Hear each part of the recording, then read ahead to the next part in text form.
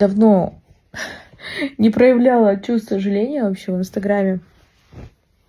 Как-то оно, знаете, оно же постоянно, этот негатив проходит. И ты уже становишься какой-то апатичной ко всему. Ты так просто листаешь монотонно.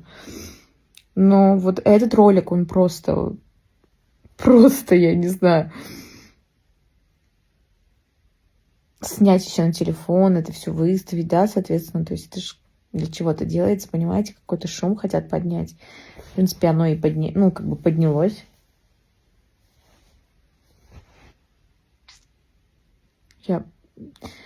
Если вы беременны, если вы максимально эмоциональны, я вам не рекомендую смотреть этот ролик, лучше его не смотреть, реально. Я человек, который сейчас стал очень таким хладнокровным, мне сейчас очень тяжело пробить на